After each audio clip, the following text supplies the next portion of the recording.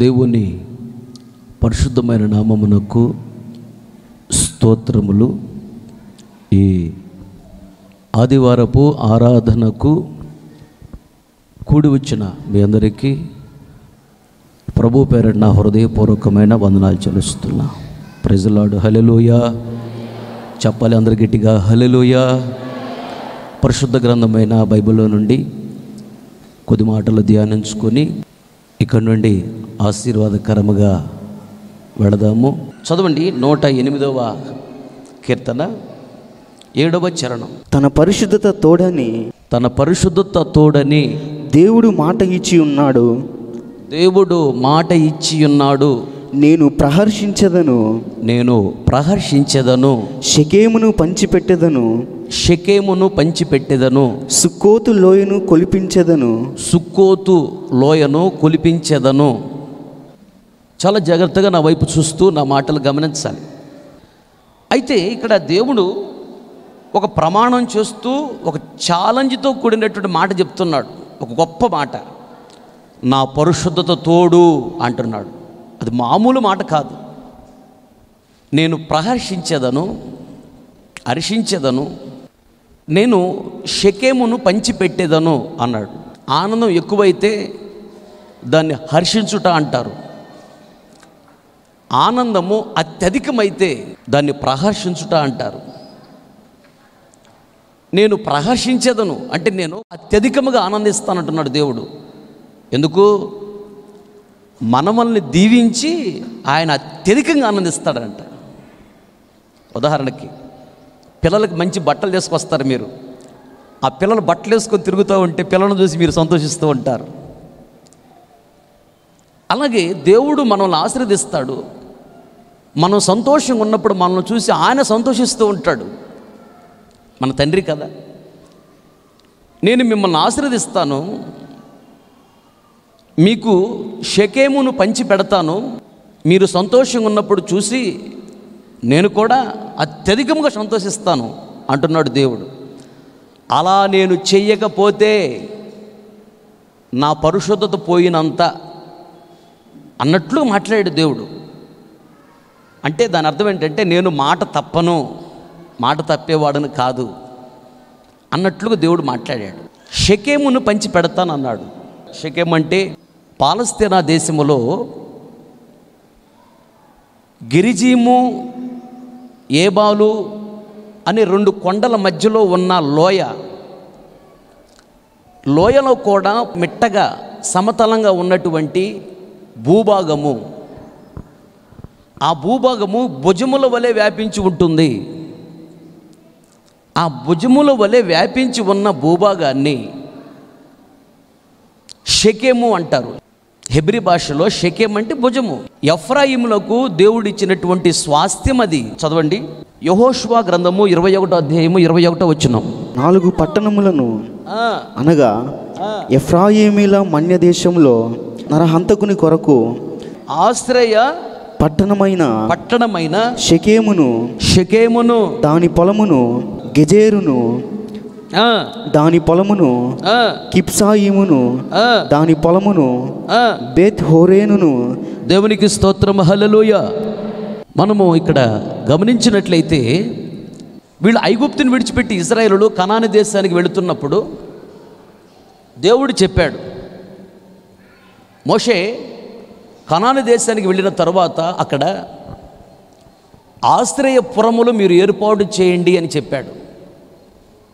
ఏంటి ఈ ఆశ్రయపురము అంటే? ఉదాహరణకి ఇప్పుడు ఉన్న పోలీస్ స్టేషనే ఆశ్రయపురము. కాపాడుకోవడానికి అవసరమైనటువంటి పట్టణము, కాపాడే పట్టణము, కాపాడే వ్యవస్థ అని అర్థం. ఉదాహరణకి ఎవరైనా 2 మనుషులు గొడవ పడ్డారు, కొట్టుకున్నారు. ఒక వ్యక్తి చనిపోయాడు. ఆ 2వ వ్యక్తి పరుగును పరిగెత్తుకుంటే పోలీస్ స్టేషన్కి వెళ్ళి అక్కడ ఎస్ఐ గారికో సిఐ గారికో విషయం చెప్పి, మేము ఇట్లా గొడవ పడ్డామండి, అనాలోచితంగా గబుక్కున్న వాడు ఒక దెబ్బ కొట్టి, నేను ఒక దెబ్బ కొట్టిన వాడు కింద పడి చనిపోయాడు, నా చేతిలోనూ చనిపోయాడని చెప్పి లొంగిపోయాడు. ఈ చనిపోయినటువంటి వ్యక్తికి సంబంధించినటువంటి మనుషులు వచ్చి అతను చంపగలరా? చంపలేరు. అతన్ని కోర్టుకి హాజరుపరుస్తారు. కోర్టులో కరెక్ట్గా న్యాయం తీరేంత వరకు కూడా ఇతను ఒంటి మీద దెబ్బేయడానికి ఎవరికి అధికారం లేదు. దానిని ఆశ్రయపురము అంటారు. అది అక్షర అర్థం. ఆత్మీయ అర్థం ఏంటంటే యేసయ్యే ఆశ్రయపురము. ఇలా ఆశ్రయపురములు ఏర్పాటు చేయండి అని చెప్పాడు. ఒకటి మన భాషలో ఇప్పుడు చెప్పాలంటే పోలీస్ స్టేషన్ ఒక ఆశ్రయపురం అయితే వారు కాపాడుతూ ఉంటారు మనల్ని. ఈ కరోనా సీజన్లో కూడా డాక్టర్సు, పోలీసు వ్యవస్థ వీళ్ళు బాగా ప్రాణాలు తెగించి కష్టపడ్డారు. వాస్తవం అది. కనుకనే మన దేశంలోకి కరోనా పెద్దగా వ్యాపించలేదని చెప్పుకోవాలి. ఇతర దేశాలతో పోల్చుకుంటే మన దేశంలో మరణాలు తక్కువే. కారణం అంత కష్టపడ్డారు. అయితే ఇక్కడ ఆశ్రయపురములు కట్టించుకొని ఆశ్రయపురములో అవసరమైనప్పుడు వాటిని వాడుకోండి అని చెప్పాడు దేవుడు. షెకెములో ఒక ఆశ్రయపురం ఉండాలి అని దేవుడు చెప్పాడు. షెకెముని మీకు పంచి ఇస్తాను అంటున్నాడు దేవుడు. అంటే ఆశ్రయపురమును మీకు ఇస్తాను అంటున్నాడు దేవుడు. లేదా మీ జీవితాలను కాపాడుకోవడానికి నేనే ఆశ్రయపురముగా ఉంటానంటున్నాడు దేవుడు. మనం ఈ లోకాన్ని విడిచిపెట్టి పరలోక రాజ్యానికి వెళ్ళేంత వరకు మనకు గొడవలే, రోజు రోజు సమస్యలే. ఎవరితో? మన శత్రువైనా సాతానుతో. చూపుల ద్వారానో, మాటల ద్వారానో, ఆలోచన ద్వారానో, ప్రవర్తన ద్వారానో మన మీద గొడవకు వస్తాడు. రోజు వాడుతూ మనకి యుద్ధమే. అప్పుడు మనం ఏం చేస్తామంటే యేసు నామములో ఆజ్ఞాపిస్తున్నారు ఫోన్ గద్దించావు, వాడు ఎగిరి దూరంగా అవతల పడిపోయాడు. సాతానుగాడికి దెబ్బ తగిలిద్ది. వాడు నీ మీద కక్ష పెట్టుకుంటాడు, నీ మీద కోపంతో ఉంటాడు. ఈ మనిషి నన్ను కొట్టింది, ఇతడు నన్ను కొట్టాడు, వీళ్ళ మీద అట్ట కక్ష తీర్చుకోవాలా అని ఎదురు చూస్తూ ఉంటాడు. నీ మీద కక్ష తీర్చుకోవడానికి వస్తాడు. వచ్చినప్పుడు నీవు బయట వాడికి దొరికేవనుకో వాడు ఆడుకుంటాడు. అందుకని ఎక్కడికి వెళ్ళాలి? ఇప్పుడు ఆశ్రయపురం అనేటువంటి యేసయ్య రెక్కల క్రింద నువ్వు దాగి ఉంటే సాతానుగాడు వచ్చి చూసి పారిపోతాడు, నేనేం చేయలేడు. గట్టికి చప్పలు కొడుతూ దేవుని నామమున మహిమపరచు. ప్రైజ్ ది లార్డ్, హల్లెలూయా. అందుకని ఎల్లప్పుడూ కూడా మన సాతాన్ని గద్దిస్తూనే ఉంటాం కాబట్టి, వాడికి మన మీద కక్షాద్వేషం రగులుతూనే ఉంటుంది కాబట్టి, వాడు మనకెప్పుడు శత్రువే కాబట్టి, మన చేతులు ఎప్పుడు దెబ్బతింటా ఉంటాడు కాబట్టి, సాతానుగోడి చేతిలో మనం నష్టపోకుండా ఉండాలంటే, సాతాను చేతిలో మనం చిక్కకుండా ఉండాలంటే, సాతాను కబంధస్తాల్లోకి, సాతాను విషకూరల్లోకి మనం వెళ్లకుండా కాపాడబడాలి అంటే, యేసయ్య ఎల్లప్పుడూ నీ కృపలో ఉంచండి, ఎల్లప్పుడూ నీ సులువు చాటును మరుగుపరచండి, ఎల్లప్పుడూ నీ కృపా రెక్కల నీడలో భద్రపరచండి అయ్యా. నువ్వు కాపాడకపోతే నన్ను నేను కాపాడుకోలేను, నువ్వు రక్షించకపోతే నన్ను నేను రక్షించుకోలేను, ఎల్లప్పుడూ నీ మహిమలో నన్ను దాచిపెట్టు అని ఎల్లప్పుడూ ఇలా ప్రార్థన చేసుకుంటూ ఆశ్రయపురము అనబడిన యేసయ్య రెక్కల క్రిందే మనం దాగి ఉండాలి. దేవునికి స్తోత్రం. చెప్పలు గట్టిగా హల్లెలూయా. తీర్పు తీర్చి పరలోక రాజ్యంలో చేర్చేంత వరకు కూడా మనం ఆశ్రయపురంలోనే ఉండాలి. ఆశ్రయపురం నుంచి బయటకు రాకూడదు. ఆశ్రయపురం అని యేసయ్యని విడిచిపెట్టి బయటికి వచ్చావా, శత్రువు బయట పొంచి ఉన్నాడు. ఎవడాడు? సాతానుగాడు. ఆడు ఎలా కక్ష తీర్చుకోవాలని ప్రయత్నం చేస్తూ ఉంటాడు. మీకు ఇంకా అర్థమయ్యేటట్టు చెప్తానండి. ఇంచుమించుగా ఒక 10 సంవత్సరాల క్రితం తిరుపతి దగ్గర నగరి అనే ప్రాంతంలో నేను సేవ చేస్తున్నా. సువార్త కూటం పెడదామని ఒక ప్రాంతానికి వెళితే ఆ ప్రాంతంలో వాక్యం చెప్పడం అయిపోయింది. ప్రార్థనలు చేస్తూ ఉన్నా. ఒక ఆవిడ 4 రోజుల నుంచి అన్నం తింటలేదు, సన్నగా అయిపోయింది, సావుకు సిద్ధమైంది, నిలబడలేకపోతుంది ఆవిడ. ఇక డాక్టర్లు ఏమో రాగం ఏంటో మాకు తెలియట్లేదు, చనిపోతే తీసుకెళ్ళి అంటున్నారు. అసలు అన్నం తింటలేదు. అంతే. ఇట్లా ఉండే మనిషి అంటే సన్నగా అయిపోయింది. అటొకరు ఇటొకరు సంఖలో చేతులేసి నిలబెట్టారామని ప్రార్థన చేస్తున్నా. ప్రార్థన చేస్తున్నప్పుడు ఆవిడ చుట్టూ కోతి ఒకటి తిరుగుతూ ఉంది. అప్పుడు వెంటనే నేనే ఆజ్ఞాపిస్తున్నా, యేసు నామములో రా బయటికి అన్నాను. అనంగల్నే ఏమంటున్నాడు తెలుసా? నా బలం ఏంటో తెలుసా, నీ అంతు చూస్తా అన్నాడు నన్ను ఆమెలో ఉండి. అప్పుడు నేనేమన్నానంటే, యేసయ్య బలం ఏంటో తెలుసా నీకు అన్నాను. అనగల మౌనంగా ఉన్నాడు. మాట్లాడు అన్నాను. అంటున్నాడు. అనగల్ని అసలు వాడు ఎక్స్పెక్ట్ చేయలే సాతాను. నేను వెంటనే శంభపెట్టి పెట్టమని పెట్టాను. కొట్టగా వెళ్ళిపోతాను అన్నాడు. నిన్ను అప్పుడెందుకు పంపిస్తాను నేను? ఆగు, నా బలం ఏంటో తెలుసా అంటున్నా. ఏంటి నీ బలము? రా చూసుకున్నారా, నీ బలం ఏంటో చూపించ నాకు.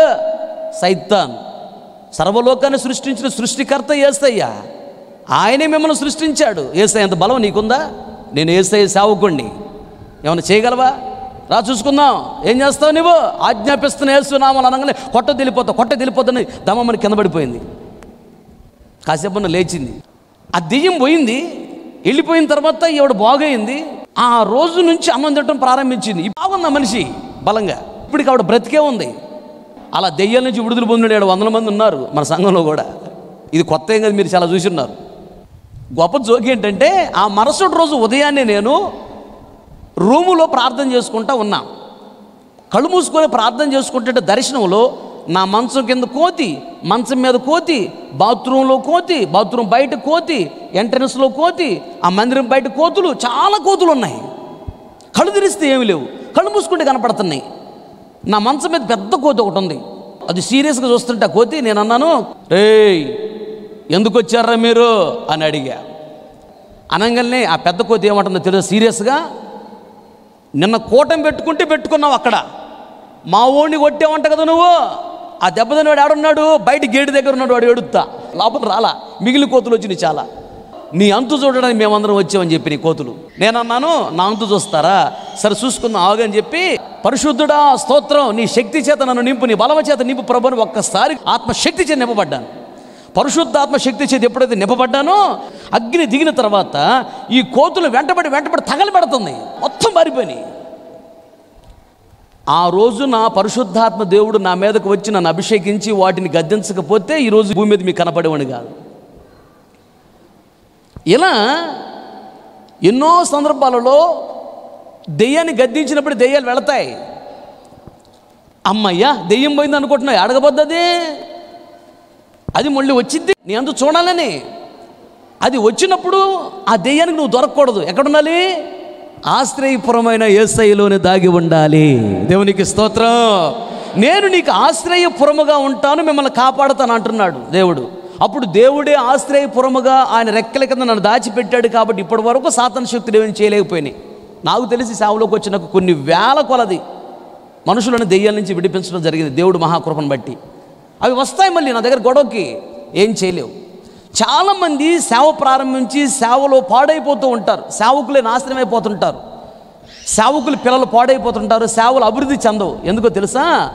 వాళ్ళు హుషారుగా విజిటింగ్కి వెళ్ళి ఆ ఇంట్లో ఏదైనా దెయ్యం వాళ్ళకి కనపడితే యేసునామమున ఆజ్ఞాపిస్తాను పో అని గద్దిస్తారు. అప్పుడు ఆవిడలో ఉన్న దెయ్యం వెళ్ళిపోద్ది. ఆమెకు జ్వరం నుండి విడుదల కలిగిద్ది, ఏదైనా రోగం నుండి విడుదల కలిగిద్ది, సమస్య నుంచి విడుదల కలిగిద్ది, ఆమె బాగానే ఉండిద్ది.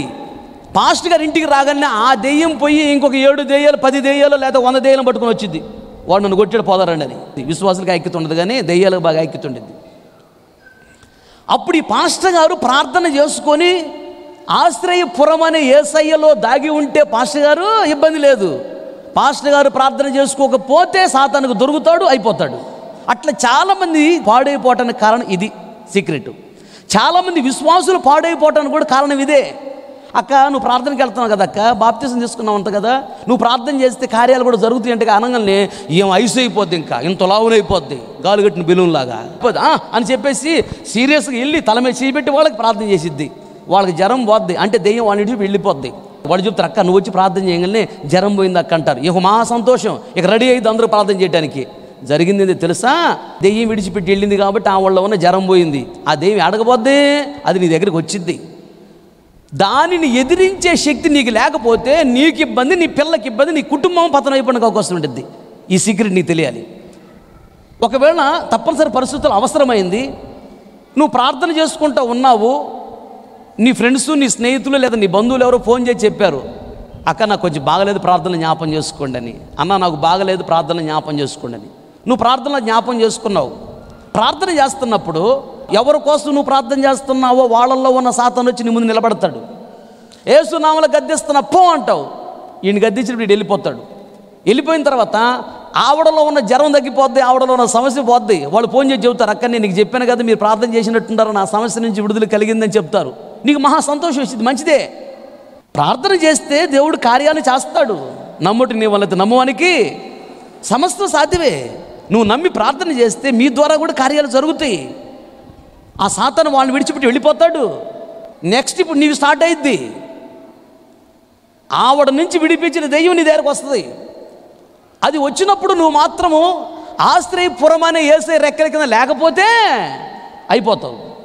అందుకని ఆశ్రయపురం అనే యేసయ్య రెక్కల కింద నువ్వు దాగి ఉండాలి. వెంటనే ప్రార్థన చేసుకోవాలి. ప్రభువా, ఆమెలో ఉండి రోగాన్ని కలుగు చేసిన సాతాన్ని ప్రార్థన చేయగానే ప్రార్థన ఆలకించి, అయ్యా ఆమెని దెయ్యం నుంచి విడిపించావు, రోగం నుంచి విడిపించావు, నీకు స్తోత్రం.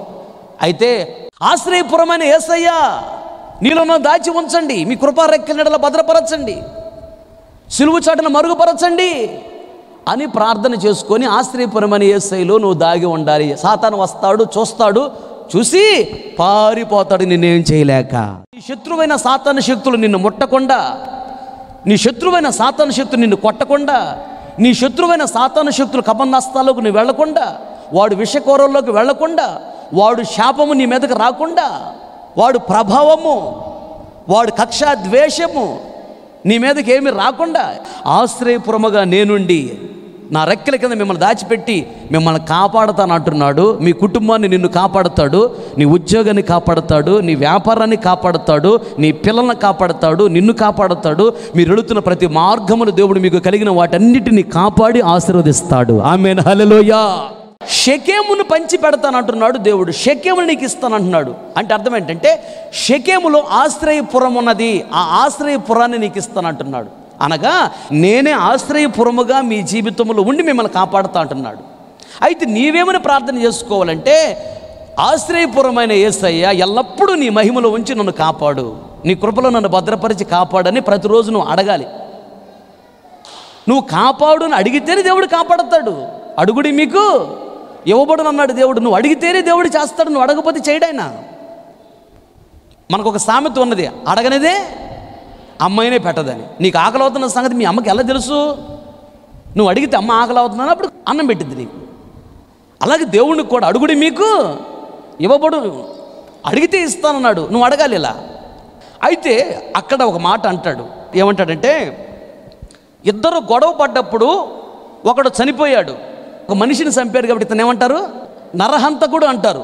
ఈ నరహంతకుడు వెళ్ళి ఆశ్రయపురంలో దాగి ఉండాలని చెప్పాడు. వినండి జాగ్రత్తగా. వాస్తవంగా సాతానుగాడు నరహంతకుడు, మనుషులను ప్రేరేపిస్తాడు. ఊరేసుకో, మందు దాగి చచ్చిపో, బండి కింద పడి చచ్చిపో, బావిలో పడి చచ్చిపో, రైలు కింద పడు అని ప్రేరేపించేదే సాతాను. సాతాను ఎవరిని ప్రేరేపిస్తాడో వాళ్ళు ఆత్మహత్య చేసుకుని చనిపోతూ ఉంటారు. మామూలుగా అయితే నువ్వు చావు అంటే ఎవరైనా ఊరుకుంటావా? గొడవ పెట్టుకుంటా, నన్ను చావమంటే నువ్వు చావరాదని. కానీ ఎవరు చావు అనకుండానే చనిపోతుంటారు కొందరు. సాతాను వాళ్ళని ప్రేరేపిస్తాడు, వాళ్ళని అలా చంపుతాడు, నరహత్యలు చేస్తూ ఉంటాడు సాతానుగాడు. నరహంతకుడు సాతాను. నరహంతకుడైన సాతానుగాడు మనములను కూడా అప్పుడప్పుడు నరహంతకులుగా మార్చాలని చూస్తుంటాడు. నరహంతకుడుగా నువ్వు మారావా? సాతాను మాటలు విని నరహంతకురాలుగా మారావా? దేవుని దీవెనలు పొందలేవు, దేవుని రాజ్యంలో ప్రవేశించలేని పరిస్థితులు వస్తాయి. నరహంతకులకి పరలోక రాజ్యం ఉండదు. అయితే సాతానుగాడు మన వల్ల ఎలా నరహంతకులుగా మారుస్తాడు అని ఒకసారి మనం గమనించినట్లయితే, యోహాను రాసిన మొదటి పత్రిక 3:15 తన సహోదరుని ద్వేషించువాడు, తన సహోదరులను ద్వేషించువాడు నరహంతకుడు. ఏ నరహంతకుని యందు నిత్య జీవం ఉండదని మీరు ఎరుగుదురు. చాలు. నరహంతకులకు పరలోక రాజ్యము లేదంట. అక్షర అర్థము, నరహత్య చేసినటువంటి వాడు వెళ్ళి ఆశ్రయపురములో దాగి ఉండాలి తీర్పు తీర్చేంత వరకు అన్నాడు దేవుడు. కానీ ఆత్మీయ అర్థము, నరహత్య చేసిన వాడికి దేవుడు ఆశ్రయపురముగా ఉండడు, దేవుడు కాపాడడు, నిత్య జీవం అనే పరలోక రాజ్యము కూడా ఇవ్వడు. నరహత్య అంటే ఏంటి? కత్తి తీసుకొని పొడిచి లేదా విషం పెట్టి చంపటాన్ని నరహత్య అంటారు. అది అక్షర అర్థం. ఆత్మీయ అర్థం ఏంటంటే, ఎదుటి వారిని దూషించి ద్వేషించి సూదిపోటు మాటలు మాట్లాడి వాళ్ళను దుఃఖపరిచావా, వాళ్ళని బాధ పెట్టావా, నువ్వు నరహత్య చేస్తున్నావు, నరహంతకుడుగా నరహంతురాలుగా మారుతున్నావు. జాగ్రత్త. దేవుడు నీకు ఆశ్రయపురముగా నీకు ఉండలేడు, నిన్ను దీవించలేడు, పరలోక రాజ్యంలో నువ్వు ప్రవేశించలేవు. జాగ్రత్త. ఈరోజు ఉదయం నాకు కలలో ట్రైన్ వచ్చింది. ట్రైన్లో నేను ఎక్కాను, సంఘంలో నాతో పాటు కొందరు ఎక్కారు ట్రైను. చాలామంది ట్రైన్లో లేరు. రైలు అంటే దేనికి సాదృశ్యంగా ఉన్నదంటే రాకడకు సాదృశ్యంగా ఉన్నది, రాకడలో ఎత్తబడటానికి సాదృశ్యంగా ఉన్నది. నేనున్నాను ట్రైన్లో, నాతో పాటు సంఘంలో విశ్వాసులు కొందరు ఉన్నారు, పేర్లు చెప్పంలే. చాలామంది లేరు, ట్రైన్ ఎక్కలా. వాళ్ళు ఎలా ఉన్నారు? నేను ట్రైన్ వెళతా చూస్తుంటే బయట ఉన్నారు, ట్రైన్లో లేరు. తిట్టుకుంటా, కొట్టుకుంటా, ద్వేషించుకుంటా, దూషించుకుంటా, కక్ష ద్వేషంతో రగిలిపోతున్నారు. ఆ కలలో నుంచి నేను తేరుకొని లేచిన తర్వాత చాలా బాధపడ్డా. ప్రభు, ఎన్ని వాక్యాలు చెప్తున్నానయ్యా, వాక్యం మర్చిపోతున్నారా? యూట్యూబ్లో పెడుతున్నా, ఇంటికి వెళ్ళిన తర్వాత మళ్ళీ వాక్యాలు వినొచ్చు కదా. ఎలా ఉంటే మన పరలోక రాజ్యానికి వెళ్తాము, ఎలా ఉండాలి, ఎలా ఉండకూడదు, ఎలా ఉంటే దీవించబడతాం, ఎలా ఉండాలి, ఎలా ఉండకూడదు అనేది తేటగా వివరించి చెప్తున్నాను కదా. ఎందుకు ప్రభు ఇలా అయిపోతున్నారు అని నేను చాలా బాధపడతా ప్రార్థన చేశాను. ఇలా నడిపిస్తున్న దైవజనులకు విరోధంగా చెప్పిన వాళ్ళందరూ ట్రైన్లో లేరు, బయట ఉన్నారు. అంటే వీళ్ళు పరలోక రాజ్యం రారని అర్థం. చెప్పిన వాళ్ళు దైవజనులు మిమ్మల్ని తిట్టారు, ఇట్టన్నారని చెప్పినప్పుడు విని ద్వేషించి దూషిస్తున్నారే విన్నవాళ్ళు, వాళ్ళు ట్రైన్లో లేరు. జాగ్రత్త, మీలో చాలామంది ట్రైన్లో లేరు. ఒకవేళ నీలో ఉన్న పాపం ఉన్నదా సరి చేసుకో. లేదా దైవజనుల మీద కక్షా ద్వేషాన్ని పెంచుకుంటున్నావా, వాటిని విడిచిపెట్టు. నరహంతకుడు వెళ్ళి ఆ ఆశ్రయపురములో దాగి ఉండాలని చెప్పాడు ఆ రోజుల్లో. ఈ రోజుల్లో నరహత్య చేసిన వాడు ఆశ్రయపురం అనే యేసే రెక్కల క్రింద దాగి ఉండలేడు. ఇది క్రొత్త నిబంధన. అది పాత నిబంధనలో కంటికి కన్ను పంటికి పన్ను అన్నాడు. అంటే ఎదుటివాడు కొట్టాడా, కొడితే వెంటనే వాడు కొట్టమన్నాడు, పాత నిబంధన. ఇప్పుడేంటి తెలుసా, ఎదుటివాడు ఒక చెంప మీద నేను కొడితే రెండో చెంప కూడా చూపించు, నువ్వు కొట్టొద్దని చెప్పాడు. ఇది క్రొత్త నిబంధన. మారిపోయిందా? మారిపోయింది. పాత నిబంధనలో నరహంతకుడైన వాడు వెళ్ళి ఆశ్రయపురంలో దాగి ఉండాలి. క్రొత్త నిబంధనలో చెప్తున్నాడు, నేను మీకు ఆశ్రయపురంగా ఉంటాను, మిమ్మల్ని కాపాడతా. నువ్వు నరహత్య చేస్తే ఆశ్రయపురం అనేటువంటి నా రెక్కల కింద నువ్వు ఉండలేవు, ఆశీర్వాదం పొందలేవు, నా రాజ్యానికి నువ్వు రాలేవు అంటున్నాడు. సడన్గా దేవుడు నేను పిలిచినా, దేవుడు వచ్చినా ఆశ్రయపురం అని యేసయ్య రెక్కల కింద నువ్వు ఉండకపోతే దేవుడు రాజ్యానికి రాలేవు. జాగ్రత్త, సరి చేసుకో. నేనైతే చెప్పడం మాత్రమే, సరి చేసుకుంటే నీకు గొప్ప దీవెన. ఇలా ఎప్పుడైతే నరహత్య మనలోకి రాకుండా మనల్ని కాపాడుకుంటూ ఉంటామో, ఆశ్రయపురం అని యేసయ్య రెక్కల క్రిందే ఉంటామో, మనం కాపాడబడతామో, సాతానికి దొరకము.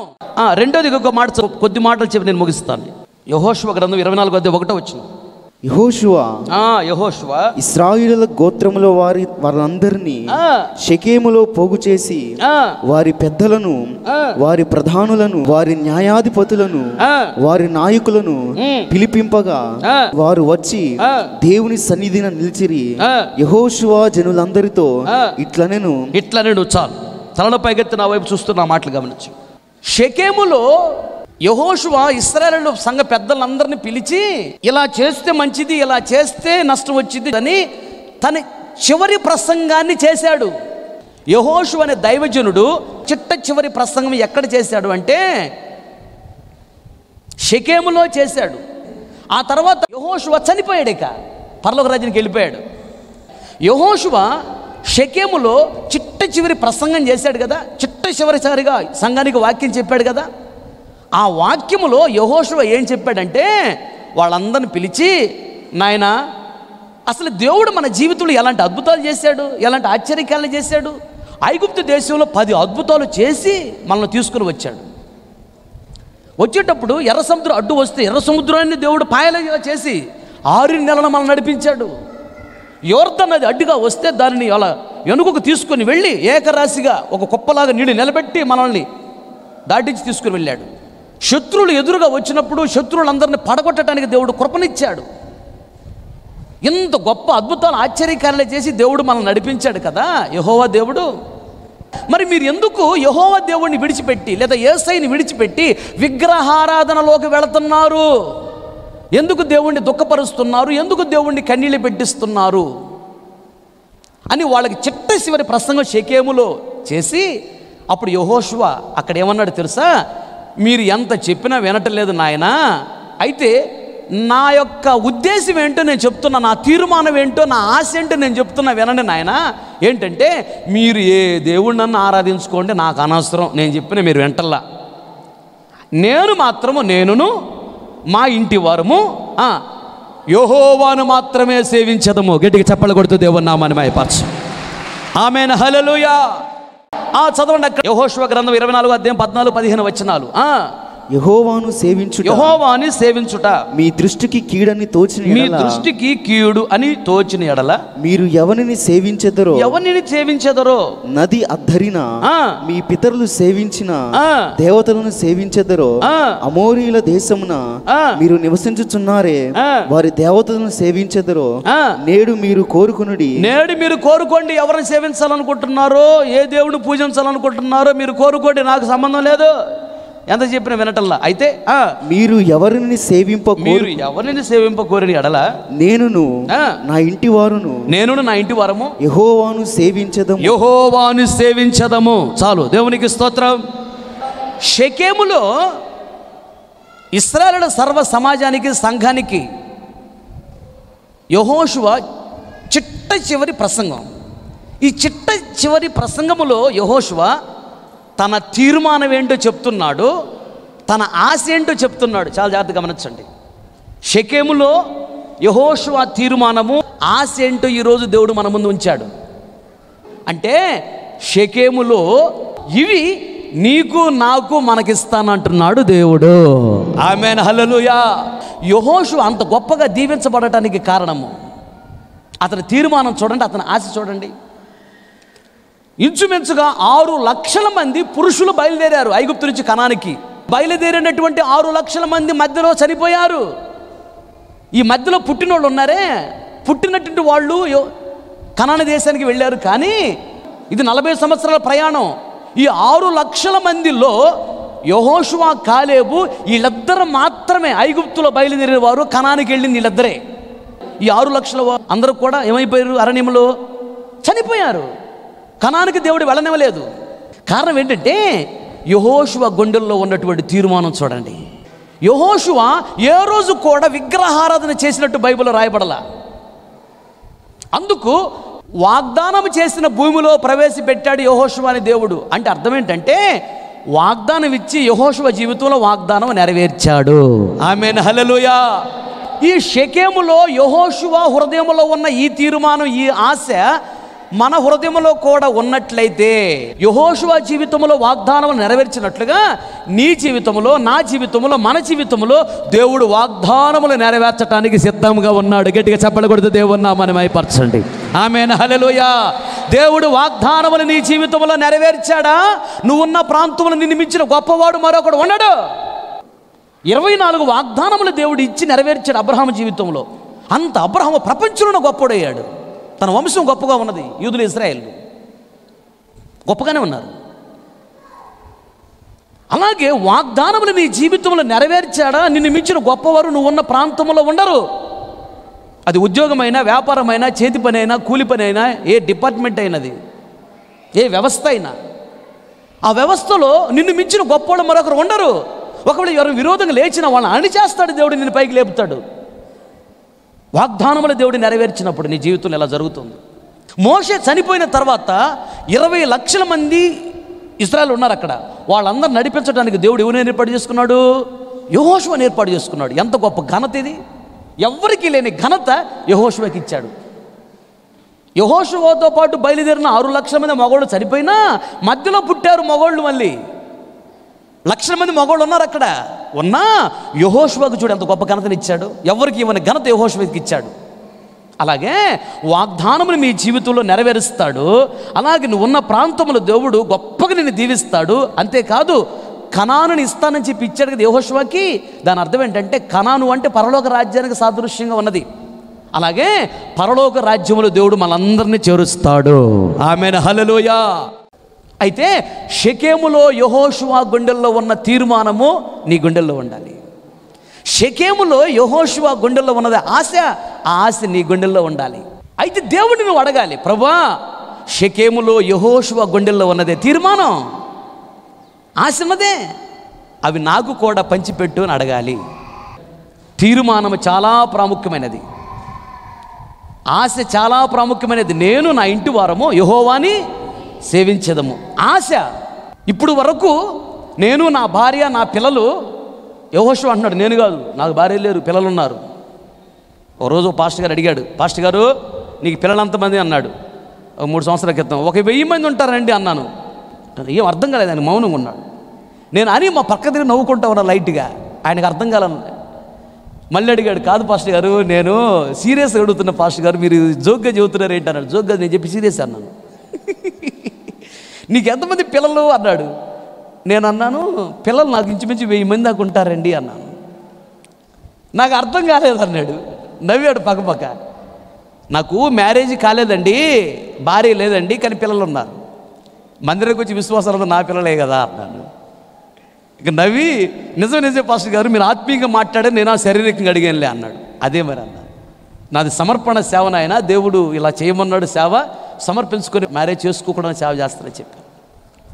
అయితే యెహోషువ అంటాడు, నేను, నా భార్య, నా పిల్లలు ఇప్పుడు వరకు కూడా మేము యెహోవానే సేవించాము, ఇక నుంచి కూడా మేము యెహోవానే సేవిస్తాం, యేసయ్యనే సేవిస్తాం, యేసయ్యనే పూజిస్తాం, ఇంక వేరే దేవుడిని మేము పూజించాం.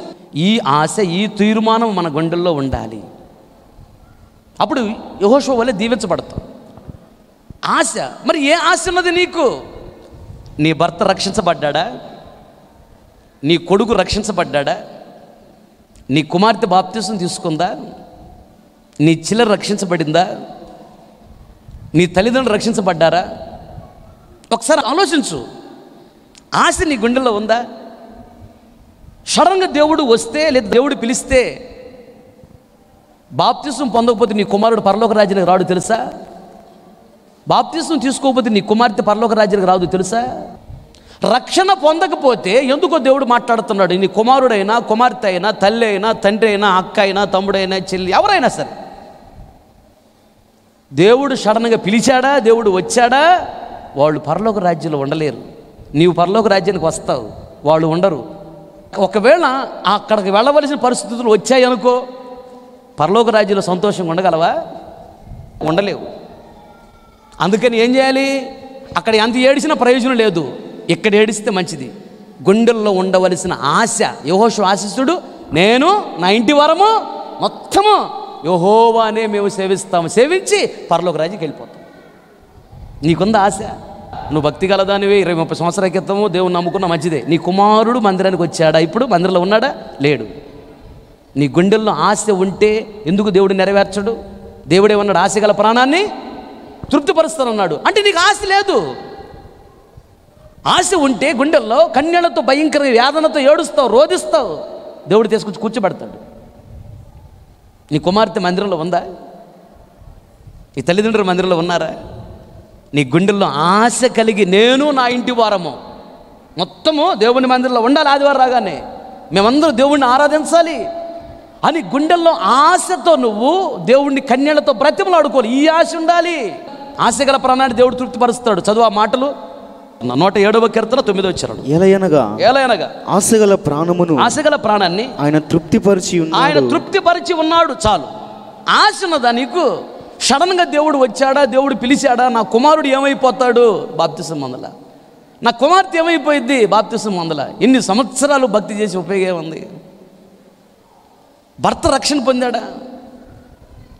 ఆశతో కన్నీళ్లు కార్చు. కన్నీళ్ళు రావట్లేదా? కన్నీటి ప్రార్థన నాకు దయచేయను. ఈ ఆశ ఉండాలి.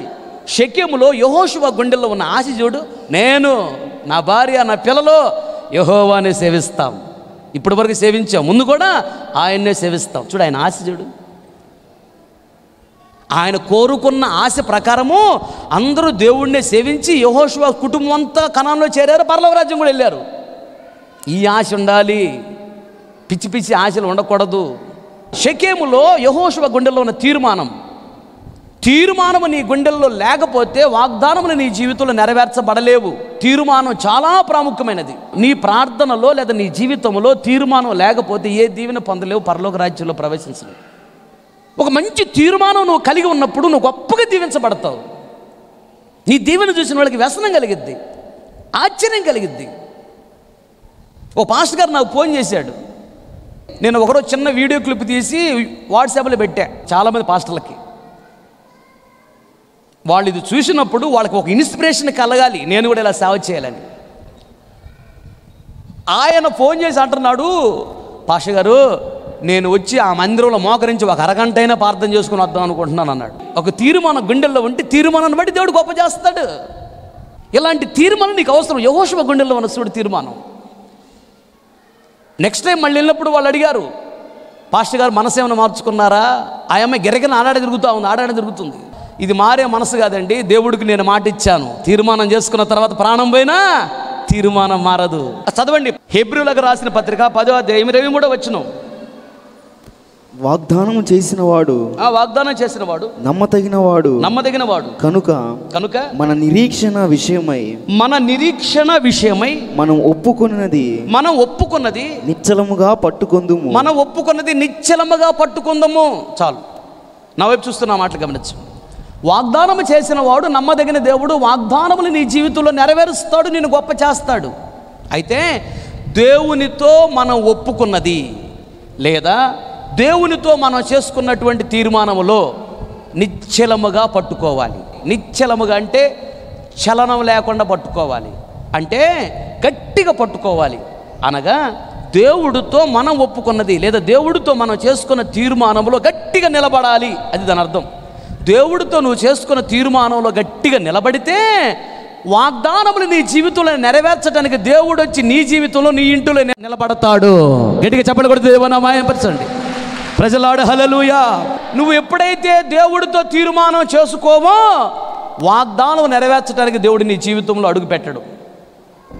తీర్మానం చేయాలి, మందిరానికి వచ్చిపోవటం కాదు. ప్రభువా ఇక నుంచైనా ఇదిగో భక్తిగా ఉంటా, రోషంగా ఉంటా, వైరాగ్యంగా ఉంటా, నువ్వు ఎలా చెబితే అలా చేస్తా, నువ్వు ఎలా నడిపిస్తే అలా నడుస్తా, ఇక నా ప్రాణం పోయిన నీకు ఇష్టం లేని పనులు చేయను, నీకు ఇష్టం లేని అలవాట్లోకి వెళ్ళను, నీకు ఇష్టం లేని ఆచారాల్లోకి వెళ్ళను అని ఒక మంచి తీర్మానం చేసుకోవాలి. వాక్యాలు వింటున్నావు, వచ్చి వెళ్ళిపోతే ఉపయోగం లేదు. నువ్వు ఎంత తీర్మానం చేసుకుంటావో దేవుడు అంతగా వాగ్దానములు నీ జీవితంలో నెరవేరుస్తాడు. దేవుడు వాగ్దానం నెరవేర్చాడంటే నిన్ను మించిన గొప్పోడు మరొకడు ఉండడు. అలా దేవుడు నేను గొప్పగా దీవించాలని ఆశపడి నీతో మాట్లాడుతున్నాడు. షెకెముని మీకు పంచి పెడతానంటున్నాడు. షెకెము అంటే ఏంటో మొదట ఒక విషయం నేను చెప్పాను. ఆశ్రయపురముగా నేను మీకు ఉండి మిమ్మల్ని కాపాడుతానంటున్నాడు. రెండోది ఈరోజు నేను చెప్పాను, షెకెముని మీకు పంచి పెడతాను, మీకు ఇస్తానంటున్నాడు. అంటే షెకెములో ఏమున్నది అంటే యెహోషువ చిట్ట చివరి ప్రసంగం ఉన్నది. ఆ ప్రసంగంలో యెహోషువ మాట్లాడుతూ ఏమన్నాడంటే ఆయన తీర్మానం ఏంటో, ఆయన గుండెల్లో ఉన్న ఆశ ఏంటో చెప్పాడు. అది రెండో విషయం. క్లుప్తంగా ఒక మాట చెప్తాను, నేను చాలా క్లుప్తంగా చెప్తాను. అలాగే ఐగుప్తు దేశంలో ఇశ్రాయేలులు ఉన్నారు. యోసేపు వారిని నడిపించాడు. యోసేపు చనిపోయేటప్పుడు ఏమని చెప్పాడంటే, ఇప్పుడు నేను చనిపోతున్నాను కదా, నన్ను భూమిలో గుంట తీసి పాతి పెడతారు కదా, సమాధి చేస్తారు కదా, చేసిన తర్వాత ఎముకలు ఉంటాయి కదా, 1 సంవత్సరం తర్వాత ఎముకలను బయటికి తీస్తారు. ఇశ్రాయేలీలు సమాధి 2 సార్లు చేస్తారు. వినండి ఎట్లాగంటే, ఒకటి సమాధి కడతారు, సమాధి కట్టిన తర్వాత మనిషిని సమాధిలో పెడతారా చనిపోయినాక, కరెక్ట్గా సంవత్సరానికి సమాధి ఓపెన్ చేస్తారు. లోపల ఏముండిద్ది? ఓన్లీ ఎముకలే ఉంటాయి.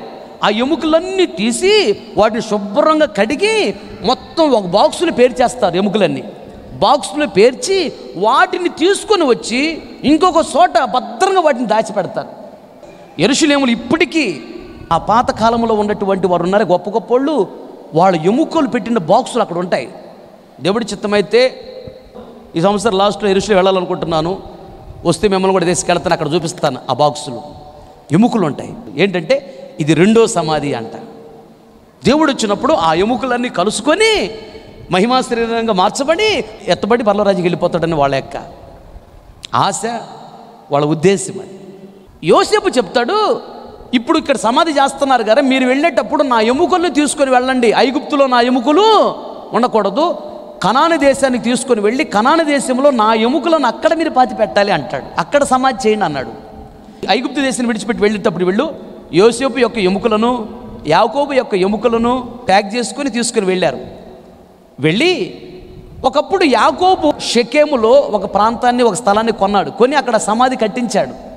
వీళ్ళు వెళ్ళి యాకోబు యొక్క ఎముకలను, యోసేపు యొక్క ఎముకలను షెకెములో ఉన్నటువంటి ఆ స్థలములో, ఆ సమాధిలో ఆ ఎముకలను దాచిపెట్టారు. ప్రజలాడు హల్లెలూయా. ఆ చదవండి ఆ మాటలు. యెహోషువ గ్రంథము 24వ అధ్యాయం 32వ వచనం. ఇశ్రాయేలీలు ఐగుప్తులో నుండి తెచ్చిన యోసేపు యొక్క ఎముకలను షెకెములో, అదుగో షెకెములో అనగా యాకోబు 100 వరహాలకు షెకెము తండ్రి అయిన హమేరు కుమారుల యొద్ద కొనిన చేని భాగములో వారు పాతి పెట్టిరి. అదుగో యోసేపు యాకోబు యొక్క ఎముకలను షెకెములో పాతి పెట్టారంట. చాలా జాగ్రత్తగా గమనించండి.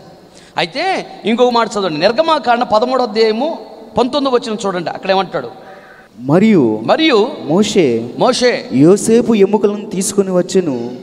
అతడు దేవుడు నిశ్చయముగా దర్శనమిచ్చును.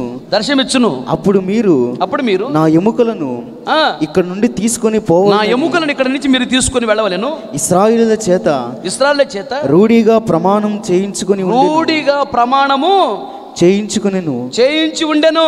చాలు, యోసేపు చెప్పిన మాట అది. ఇప్పుడు నేను చనిపోతున్నాను ఐగుప్తు దేశంలో, నా ఎముకలు ఐగుప్తు దేశంలో ఉండకూడదు, నా ఎముకలను తీసుకొని మీరు కనానుకి వెళ్ళాలి. దేవుడు మిమ్మల్ని దర్శిస్తాడు, మిమ్మల్ని కనానికి తీసుకెళ్తాడు. యోసేపు చెప్తున్నాడు ఇశ్రాయేలులతో, మీరు కనానికి వెళ్ళేటప్పుడు నా ఎముకలు తీసుకొని వెళ్ళి కనానులో సమాధి చేయాలి. కనాను అంటే పరలోక రాజ్యం. చాలా జాగ్రత్తగా గమనించండి. యోసేపు అంటే యేసయ్య. యోసేపు అంటున్నాడు ఇశ్రాయేలులతో, ఓ ఇశ్రాయేలుల సర్వ సమాజమా, మీరు కనానికి వెళ్ళేటప్పుడు నా ఎముకలను తీసుకొని వెళ్ళండి కనానికి అన్నాడు. యేసయ్య చెప్తున్నాడు మనతో, కనాను అనే పరలోక రాజ్యానికి మీరు వెళ్ళేటప్పుడు, మీరు వెళ్ళాలి అంటే యేసయ్య అంటున్నాడు నా ఎముకలు మీరు తీసుకొని వెళ్ళాలి అంటున్నాడు. ఎముకలు లేకపోతే మీరు పరలోక రాజ్యానికి వెళ్ళలేరు. ఎముక అంటే దేనికి సాదృశ్యం ఉన్నదంటే, ఎముక లేకపోతే ఇదిగో ఈ చెయ్యలా ఉండిద్దా? ఉండదు. ఎముకలు లేకపోతే నేను ఇలా నిలబడగలనా? నిలబడలేను. కాళ్ళలో ఎముకలు లేవనుకో నేను ఇక్కడ నిలబడగలనా? నిలబడలేను. ఎముక లేదనుకో నిలబడగలనా? నిలబడలేను. ఎముకే ఈ శరీరాన్ని నిలబెడుతుంది. ఈ ఎముక దేనికి సాదృశ్యం ఉన్నదంటే ఉపదేశమునకు సాదృశ్యం ఉన్నది. యోసేపు చెప్పినట్లుగా యేసయ్య చెప్తున్నాడు, కనాను అనే పరలోక రాజ్యానికి వెళ్ళేటప్పుడు నా ఎముకలు తీసుకొని వెళ్ళండి అన్నాడు యేసయ్య. ఎముకంటే ఉపదేశం. నా ఉపదేశాన్ని తీసుకుని వెళ్ళండి పరలోక రాజ్యానికి అంటున్నాడు. ఎముకలు లేకపోతే కనానికి వెళ్ళలేరు. ఉపదేశం లేకపోతే కనానే పరలోక రాజ్యానికి వెళ్ళలేరు. ఉపదేశం చాలా ప్రాముఖ్యమైనది. ఉపదేశం ఏంటి, సందేశం ఏంటి? చాలా జాగ్రత్తగా గమనించండి. చాలామందికి సందేశాన్ని ఉపదేశాన్ని తేడా తెలియదు. సందేశం అంటే ఏంటంటే, యేసు ప్రభు నిజమైన దేవుడు, యేసు ప్రభు నమ్ముకుంటే దేవుడు మిమ్మల్ని దీవిస్తాడు, యేసు ప్రభు మీ అప్పుల నుంచి విడిపిస్తాడు, యేసు ప్రభు మీ రోగాల నుంచి విడిపిస్తాడు, మీ దరిద్రత నుంచి విడిపిస్తాడు, మీ కరువు నుంచి విడిపిస్తాడు, మీకు సంతానాన్ని ఇస్తాడు, మీకు ఉద్యోగాన్ని ఇస్తాడు, మీకు వ్యాపారాన్ని ఇస్తాడు, మిమ్మల్ని ఆదరిస్తాడు, మిమ్మల్ని దేవుడు బాగా దీవిస్తాడు. ఇప్పుడు నేను చెప్పిన మాటలన్నీ కూడా దీనిని సందేశం అంటారు, లేదా శుభవార్త అంటారు. ఇప్పుడు నేను చెప్పిన సందేశం, ఈ సందేశము పరలోక రాజ్యానికి ఒక వ్యక్తిని తీసుకొని వెళ్ళలేదు. ఎముక అనే ఉపదేశం నిన్ను పరలోక రాజ్యాన్ని తీసుకుని వెళ్ళిద్ది. మరి ఉపదేశము అంటే ఏంటి? ఉపదేశం అంటే అర్థం ఏంటంటే, యేసు ప్రభు నిన్ను దీవిస్తాడు. ఆయన దీవించాలంటే నువ్వు పాపాన్ని విడిచిపెట్టాలి. ఆయన దీవించాలి అంటే నువ్వు యథార్థంగా బ్రతకాలి. ఆయన దీవించాలి అంటే నువ్వు ఇలా ఉండకూడదు, ఇలా ఉండాలి అని వివరించి చెప్పటమే ఉపదేశం. ప్రతి వాగ్దానం దగ్గర 2-3 హెచ్చరికలు ఉంటాయి. కావాలంటే చూడండి. నేను నిన్ను దీవిస్తాను అన్నాడా, వెంటనే అక్కడ హెచ్చరికలు ఉంటాయి. మీరు ఇలా బ్రతకాలి అని ఉంటాయి. చూసావా? ఇది ఉపదేశం. ఉపదేశం అంటే సంపూర్ణ బోధ అని అర్థం. ఇప్పుడు వరకు నేను మీకు చెప్పింది సందేశము కాదు, ఉపదేశము. ఈ ఉపదేశమే నిన్ను పరలోక రాజ్యాన్ని తీసుకుని వెళుతుంది. ఈ ఉపదేశమే నిన్ను పాపం నుంచి విడిపిస్తుంది. ఈ ఉపదేశమే దేవునికి నిన్ను బిడ్డగా మారుస్తుంది. ఈ ఉపదేశమే మరొక యేసు ప్రభువులే నిన్ను పరిపూర్ణతకి ఎదిగిస్తుంది. ఉపదేశమని ఈ ఎముకను తీసుకొని మనము పరమ కనాన్ అనే పరలోక రాజ్యానికి వెళ్ళగలము. దేవునికి స్తోత్రం. ఉపదేశం అవసరము. సందేశం చెప్పేటప్పుడు నీ హృదయం తేలిపోద్ది, అప్పులు తీరతాయి, రోగం పోద్ది, నువ్వు దీవించబడతావు, ఇల్లు మీద ఇల్లు కడతావు, అబ్బో నువ్వు 3 అంతస్తుల బిల్డింగ్ మీద కనపడుతుంది నాకు. ఇవన్నీ సందేశాలు. ఆ సందేశాలు వింటే నువ్వు పరలోకరాజ్యం పోవు, దీవెని పొందలేవు. సందేశం చెప్పడం తప్పులేదు, సందేశం ముఖ్యం కాదు, ఉపదేశం ముఖ్యం. నేను సందేశం కూడా చెప్పే ఇప్పటిదాకా మీకు సందేశం చెప్పింది మీకు 25% 100కి, ఉపదేశం చెప్పింది 75%. ఉపదేశం ఎక్కువ ఉండాలి. నువ్వు ఇలా ఉంటున్నావు, తప్పు అలా ఉండకూడదు, ఇలా చేసుకో. ఇలా చెప్పేటప్పుడు నీకు బాధ కలుగుతుంది, ఇబ్బంది అనిపించింది, వామ్మ ఈ చర్చికి ఎందుకు వచ్చాను రా బాబు అనిపించింది. కానీ ఇదే కరెక్ట్. 6 నెలలప్పుడు అన్నప్రాసన అయిపోయిందా, చిన్నగా ఉప్పు కారం పెట్టి అనుకో లేస్తాడు పిల్లడు, లేస్తాడు. వేసాడా? అట్లాగని నువ్వు ఉప్పు కారం ఆపకుండా చిన్న కొంచెం కొంచెం కొంచెం కొంచెం పెడుతుంటే పెద్ద అయిన తర్వాత కొద్ది ఉప్పు కారం తగ్గించేవని ఏమంటాడు తెలుసా? ఒక్కసారి ఆ ప్లేట్ అటు ఇసిరేసి ఇది కూర ఉప్పేది తింటే కారం ఏదంటాడు. చిన్నపిల్ల ఉన్నప్పుడు ఉప్పు కారం పెడితే ఏడిచేవు కదరా, అప్పుడు ఏడిచేయాలి, ఇప్పుడు ఏడుతున్నాను ఏంది పెట్ట ఏ కారం ఏ ఉప్పు. ఉప్పు కారం తినకపోతే నీరసం వచ్చింది, బీపీ డౌన్ చచ్చిపోతావు. ఉప్పు కారం ఉండాలి. ఈ ఉపదేశము ఉప్పు కారం. ఉప్పు కారం లేకపోతే అది అసలు కూరే కాదు, ఉపదేశం లేకపోతే అది ప్రసంగమే కాదు. నువ్వు ఇలా ఉండాలి ఇలా ఉండకూడదని వివరించి చెప్పేది ఉపదేశం. ఈ ఉపదేశముని నీ జీవితాన్ని సరి చేసుకుంటే నువ్వు గొప్పగా దీవించబడతావు, సాతాన్ని జయించగలవు, సాతాన్ని పడగొట్టగలవు. ఎముక ఉన్నప్పుడే నేను నిలబడ్డాను కరెక్ట్గా. ఎముకని ఉపదేశం నీ గుండెల్లో ఉంటే, ఎముకని ఉపదేశం ప్రకారం నువ్వు నడుచుకున్నప్పుడే అంతవరకు కష్టాలు వచ్చినా, సమస్యలు వచ్చినా, నిందలు వచ్చినా, అవమానం వచ్చినా, ఏది వచ్చినా లెక్క చేయకుండా రోషంగా దేవుడి కొరకు నిలబడి సాతాను శక్తులను పడగొట్టి జయించి దీవించబడి ధైర్యంగా దేవుని ముందు నిలబడే దేవుని రాజ్యంలో నువ్వు ప్రవేశించగలవు. గట్టిగా గట్టిగా చెప్పకూడదు దేవుని నామమున మహిమపరచండి. ఆమేన్, హల్లెలూయా. సామెతల గ్రంథం 15:30 కన్నుల ప్రకాశము చూచుట హృదయమునకు సంతోషకరము, హృదయమునకు సంతోషకరము, మంచి సమాచారము, అదుగో మంచి సమాచారము ఎముకలకు పుష్టి ఇచ్చును. మంచి సమాచారము ఎముకలకు పుష్టినిచ్చును. చాలు. ఎముకనే ఉపదేశము వింటున్నావు. ఈ ఉపదేశాన్ని నువ్వు మర్చిపోకుండా, ఈ ఉపదేశాన్ని పడేసుకోకుండా, ఈ ఉపదేశాన్ని కాపాడుకొని, ఈ ఉపదేశం నీలో బలముగా కార్యము చేసి నిన్ను బాగా దీవించి పరలోక రాజ్యాన్ని తీసుకొని వెళ్ళాలంటే ఈ ఉపదేశం అని ఎముక. మంచి సమాచారం చెప్పే వ్యక్తిగా ఉండాలి. చెడ్డ సమాచారం చెప్పకూడదు. చెడు ఉన్నా చెడు చెప్పకూడదు. ఎవరి పాపం వాళ్ళే పట్టుకునేది. ఇప్పుడు నీ పాపం నా మీదకి రాదు కదా, నా పాపం నీ మీదకి రాదు కదా. ఎవరిది వాళ్ళకే. అనవసరంగా వాళ్ళు ఇట్లా అని చెప్పుకోవటం వల్ల మన నోరు అపవిత్రం అయిపోద్ది. ఎందుకు వాళ్ళ గురించి చెప్పుకోవటం? ఇద్దరు భక్తి గల వారు మాట్లాడుకుంటానంటే దేవుడు ఏం చేస్తాడంట? శివయొగ్గి ఆలకిస్తాడు. ఎందుకు? వీళ్ళిద్దరు బాప్తిసాలు పొందిన వాళ్ళు ఇద్దరు నా బిడ్డలే కదా అనుకొని శివయొగ్గి దేవుడు ప్రక్కకు వచ్చి ప్రక్క నిలబడి శివయొగ్గి ఆలకిస్తాడంటే ఈ బిడ్డలు నా గురించి మాట్లాడుకుంటున్నారని. వాళ్ళిద్దరూ చెడ్డ మాటలు చెప్పుకుంటున్నారు అనుకో, ఛ వీళ్ళు నా బిడ్డలు అనుకుని వీళ్ళు సైతాన్ పిల్లలు ఎప్పుడు చెడ్డ మాటలు చెప్పుకుంటూ ఉంటారు. చెడ్డ సమాచారం ఆయమ్మ ఇట్ట ఏమిట్ట ఆయనట్ట ఈయనట్ట చెప్పుకుంటారని ఇంకెప్పుడు దేవుడు దగ్గరికి రాడు. ఎంత పిలిచిన, ఎంత ఏడిచిన, ఎంత ఉపవాసం ఉన్నా రాడు. దీవెన ఉండదు ఇలాంటి వాళ్ళకి. చెడ్డ సమాచారం నువ్వు చెప్పకూడదు. భక్తిగా బ్రతుకుతున్న వాళ్ళ మీద నిందలేసి చెడ్డగా మాట్లాడేది ఎవరు? సాతాను. సాతాను ఎవరితో ఉంటాడో వాళ్ళే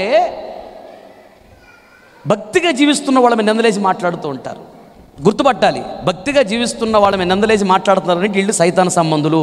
వామ్మో వీళ్ళతో మనం ఉంటే వీళ్ళ మీదకి వచ్చిన సైతాన్ మన మీదకి వచ్చి మన జీవితాలు పతనమైపోతారా బాబు అని దూరంగా ఉండాలి. గుర్తుపట్టాలి. ఓ పాస్టర్ గారు వచ్చేవాడు నా దగ్గరికి. వచ్చినప్పుడల్లా వాళ్ళు వాళ్ళతో పోతున్నారు, వీళ్ళు వీళ్ళతో పోతున్నారు, ఇదే చెబుతుంటాడు ఆ మనిషి.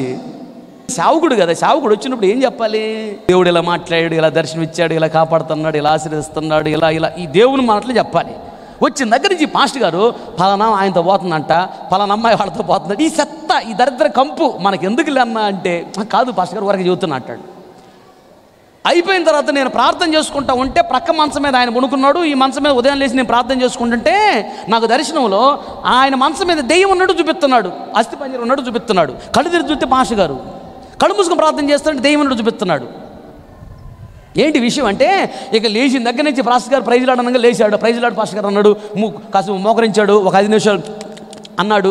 దేవుని స్తుతించడానికి గంట పట్టింది. 5 నిమిషాలు చేశాడు. ఏం చేశాడు ప్రార్థన తెలియదు. ఇక లేవగానే పాస్టర్ గారు మీకు తెలుసా అన్నాడు. ఏంటంటే పలానా అమ్మాయి పలానోడితో పోతుంది అన్నాడు. ఇక స్టార్ట్ చేశాడు. నేను అనుకున్నా, ఓ అమ్మో, తొందరగా కానికిచ్చి పంపించేసా. పాస్టర్ గారు నాకు చాలా బిజీ వర్కౌట్ ఉంది, అర్జెంట్ నీ పలాసవాడికి వెళ్ళాలి, నువ్వు విజిటింగ్కి వెళ్ళాలని చెప్పి మొత్తం మీద ఆయనకి కానికిచ్చేసి తొందరగా పంపించేసి. ఎందుకులే బాబు అని. దెయ్యం ఆయనలో ఉందని దేవుడు చెప్పాడు. ఆయన మాటలు కూడా అలాగే ఉండదు చూడు. ఓరికి ఏ కాడకు వాళ్ళెట్ట వీళ్ళెట్ట అని చెబుతున్నారంటే వాళ్ళలో ఏముందని? దెయ్యం ఉంది. వాళ్ళతో స్నేహం చేసి ఆ దెయ్యం నీకు బట్టి నువ్వు అయిపోతావు. ఇక జాగ్రత్త. మంచి సమాచారం అనేది యేసయ్య నోట్ల నుంచి వచ్చింది. Good news. ఆ 4 సువార్తల్లో ఎవరి గురించి ఉండిద్ది?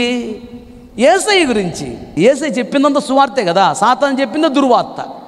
మంచి సమాచారం ఎప్పుడైతే నువ్వు చెబుతూ ఉంటావో, మంచి మాటలు ఎప్పుడైతే చెప్తూ ఉంటావో, దేవుడు నీలో ఉపదేశం ఎముకని పెట్టి, ఎముకని నీ ఉపదేశాన్ని బాగా బలపరిచి దేవుడు నిన్ను బాగా దీవిస్తాడు. నీ దీవెన చూసిన వాడికి వ్యసనం కలిగిద్ది, ఆశ్చర్యం కలిగిద్ది. అంతేకాదు ఎముకనే ఉపదేశము ద్వారానే మన పరలోక రాజ్యానికి వెళ్ళగలము. మోకరించండి, ప్రార్థన చేసుకుందాం. ప్రేమగల తండ్రి, జీవముగల యేసయ్య, మహాపరిశుద్ధుడా, మహాగణుడా, నిత్య నివాసి, నీకు స్తోత్రం. ఈ మధ్యాహ్న కాల సమయంలో ఆత్మస్వరూపికి మా మధ్యకి దిగివచ్చి మీ దాస్తుడిగా నన్ను మరుగుపరచి సంఘముతో తేటగా సూటిగా ఆదరిస్తూ, ఓదారుస్తూ, బలపరుస్తూ, హెచ్చరిస్తూ మీరు మాట్లాడిన ప్రతి మాటను బట్టి నీకు స్తోత్రం. ప్రహర్షించేదను, హర్షించేదను, షకేముని పంచిపెడతాను, షకేముని మీకు ఇస్తాను అని మీరు మాట్లాడారు ప్రభువా. షకేములో ఆశ్రయపురం ఉన్నదని, ఆశ్రయపురముగా ఉంటానని, ఆశ్రయపురముగా ఉండి సాతాను చేతులు పడకుండా, సాతాను విషకొర్రలోకి వెళ్లకుండా, సాతాను కబంధాస్తాల్లోకి వెళ్లకుండా, సాతాను ముట్టకుండా, శత్రువులు ఎవరు ఏ కీడు చేయకుండా షకేమనే ఆశ్రయపురముగా నేను ఉండి మిమ్మల్ని కాపాడతా అని మీరు మాతో మాట్లాడినందుకు నీకు స్తోత్రం.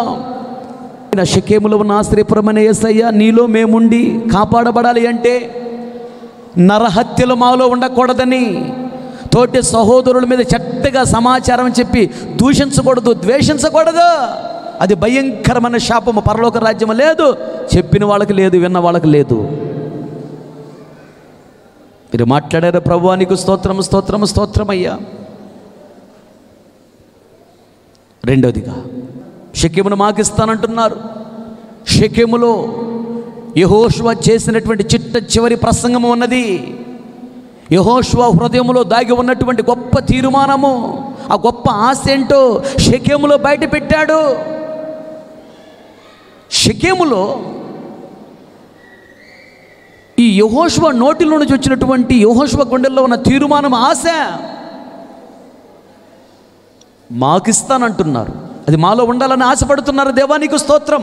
యెహోషువ తాను వెళ్ళిన ప్రతి చోట జయాన్ని పొందినట్లుగా, యెహోషువ ప్రపంచంలో గొప్పవాడైనట్లుగా, యెహోషువ నీ రాజ్యంలో ప్రవేశించినట్లుగా, యెహోషువని దీవించినట్టుగా మమ్మల్ని దీవించాలని షకేములో యెహోషువ గుండెలలో ఉన్న తీర్మానము, తన నోటి ద్వారా బయటకు వచ్చిన తీర్మానము, ఆశ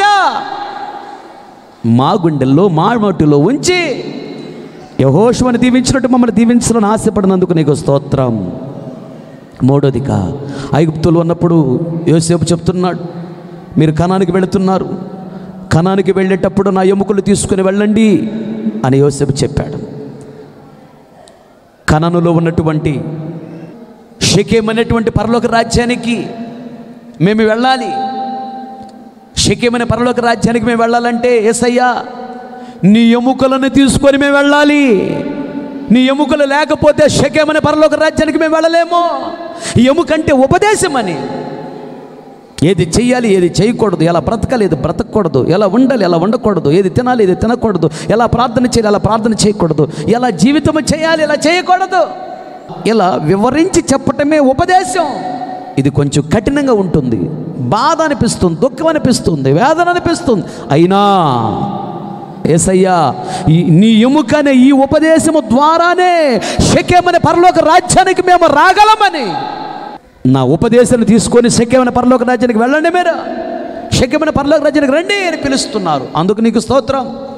విత్తమైన వాక్యం వృధా కాకూడదు. విన్న ప్రతి గుండెల వాక్యాన్ని స్థిరపరచండి, వాక్యానుసారమైన జీవితం అనుగ్రహించండి, పశ్చాత్తాప కన్నీటాత్మను కుమ్మరించండి, మనోన్నతిలో చక్కగా వెలిగించండి, భయము భక్తి చేత నింపండి. ఇదిగో ఈ మందిరంలో చేరి వాక్యాన్ని విని సరి చేసుకున్న బిడ్డలు ఉన్నారు. ఈ బిడ్డలందరినీ దీవించండి. ఈ బిడ్డల జీవితం అద్భుతాలు చేయండి. ఈ బిడ్డల జీవితాలు ఆశ్చర్యకార్యాలు చేయండి, ఆత్మకార్యాలు చేయండి. ఈ బిడ్డలను బహుగా దీవించమని అడుగుతున్నాను. యెహోషువను దీవించినట్టుగా ఈ బిడ్డలను దీవించండి. ఉపదేశములో స్థిరపరచి, తీర్మానంలో స్థిరపరచి, వాగ్దానముల అక్షరాలు నెరవేర్చమని అడుగుతున్నాను ప్రభువా. తీర్మానంలో నిలబడ్డప్పుడే వాగ్దానాలు నెరవేర్చబడతాయని మీరు మాట్లాడారు. తీర్మానంలో స్థిరపరచండి, వాగ్దానాల అక్షరాలు నెరవేర్చండి, మంచి సమాచారం ఈ బిడ్డల నోట ఉంచండి, మీ రాజ్యానికి సిద్ధపరచండి. మంచి సమాచారం చెప్పినటువంటి యెహోషువ, కాలేబు మాత్రమే పరలోక రాజ్యంలో ప్రవేశించారు. మంచి సమాచారమే మా నోట ఉండాలి కానీ చెడ్డ సమాచారం మా నోట ఉండకూడదు. మాకు దూరం కూడగాక.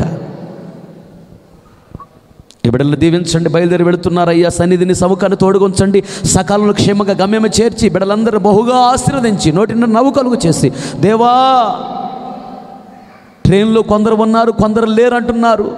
రాకడికి కొందరు మాత్రం సిద్ధంగా ఉన్నారు, కొందరు సిద్ధంగా లేరు అంటున్నారయ్యా. మీ బిడ్డలను క్షమించండి. ఈ బిడ్డలు ఏ ఒక్కరు కూడా నరకానికి వెళ్ళకూడదు. మీరు వచ్చినప్పుడు అందరూ ధైర్యంగా నిలబడి మీ రాజ్యములమే ప్రవేశించాలి. ఏ ఒక్కరు మిస్ కాకూడదు మీ రాజ్యానికి. ఇలా కుటుంబంలోని బిడ్డలందరూ మీ రాజ్యానికి రావాలి. అలా బహుగా హెచ్చించి ఘనపరిచి ఆశీర్వదించి నీ ఘనమైన మై తెచ్చుకోమని యేసు నామములు అడిగి పొంది ఉన్నాము తండ్రి, ఆమెన్. తండ్రి అయిన దేవుని ప్రేమ, కుమారుడైన యేసుక్రీస్తు వారి కృప, పరిశుద్ధాత్మని అన్యోన్య సహవాసము, సన్నిధి సముఖం చేరున్న మనకున్న ప్రపంచంలో సకల కోటి పరిశుద్ధనందరుకును, మరియు ముఖ్యంగా వాక్యాన్ని విని తీర్మానం చేసుకున్న ప్రతి ఒక్కరిని దృష్టి ఉంచి ఆశీర్వదించి అంతవరకు దేవుడు నడిపించునుగాక. ఆమెన్. హల్లెలూయా. ఆమెన్. ఇంతటితో ఈ ఆదివారం ఆరాధన ముగించబడింది. ఓపికతో వాక్యమని మీ అందరికీ ప్రభు పేరట నా హృదయపూర్వకమైన వందనాలు చెల్లిస్తున్నాను.